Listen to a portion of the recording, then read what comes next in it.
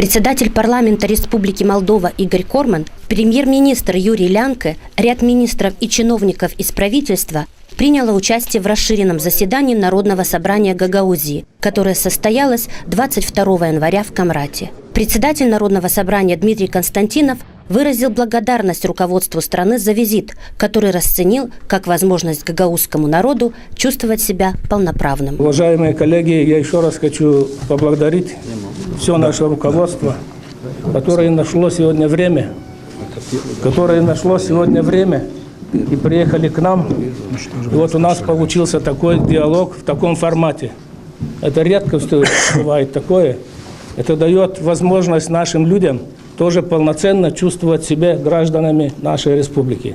Потому что иногда, честно говоря, мы начинаем думать, что нас забывают о нас. В своих выступлениях председатель парламента и глава правительства отметили важность работы Кабинета министров с регионами и решения реальных проблем граждан. Что очень важно, чтобы мы в течение этого года открыли по всей стране бюро парламента Республики Молдова. В этом году мы откроем 4 таких бюро при поддержке программы Объединенных Наций для развития при поддержке европейских партнеров. И вот мы приняли решение, что обязательно такое бюро мы открыли здесь у вас в Камрате. И даже решили, что это будет первое бюро. В целом в стране у нас было хорошо, спокойно. В конце года будут выборы. И тогда у людей будет шанс выбрать дальнейший путь развития Республики Молдова. Будет то азиатская интеграция, будет то европейская интеграция. Мы же считаем, исходим из того, что у европейской интеграции есть свои преимущества. И для экономики, и для общества в целом, для создания нормальных функциональных институтов власти. В свою очередь, депутаты коснулись многих наболевших вопросов.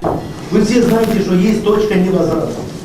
Вот сегодня в Гагаузии мы дошли до этой точки, где назад дороги от этого референдума нет.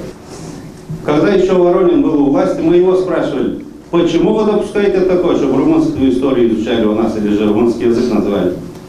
Вы понимаете, у нас много националистов есть в Министерстве образования, мы не можем их выгонять, поэтому вот они делают это. Я думаю, что настало время, чтобы на правительстве была принята программа комплексного развития Гагаузии на ближайшие, допустим, 4-5 лет, которая была утверждена правительством Республики Молдова. И один из вопросов, который немаловажен для нашего региона, это изучение государственного языка.